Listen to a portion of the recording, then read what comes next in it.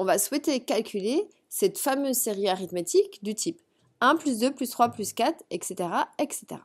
Pour cela, on avait vu que si je veux pouvoir calculer la limite d'une série, je suis obligée de passer par sa somme partielle, qui va être notée grand S indice n. Donc je prends une liste finie de nombre d'éléments de ma suite et j'en fais la somme. Et ensuite, on va regarder la limite de la somme partielle. Et dans ces cas-là, ça nous permettra de connaître la nature de la série. Petit rappel, nature de la série, ça veut dire savoir si la série elle est convergente ou divergente. Mais on avait vu une formule. Allez revoir vos séquences sur les suites arithmétiques pour voir comment on fait la somme d'une suite arithmétique de ce type. On avait vu que Sn de cette forme-là, c'était aussi la somme avec le sigma pour k égale 1 à n de k. Et la formule, c'était n facteur de n plus 1 sur 2, c'est-à-dire premier terme plus dernier terme fois nombre de termes divisé par 2.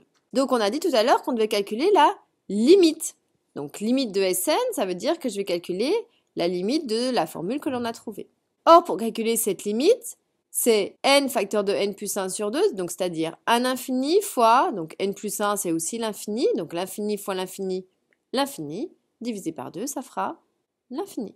Donc ça veut dire que ma limite de Sn ici, ça va être plus l'infini.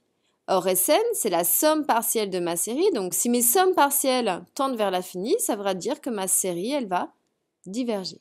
Ce qui paraît logique puisque si j'ajoute des nombres qui deviennent de plus en plus grands, il y a peu de chances pour que ma série elle converge.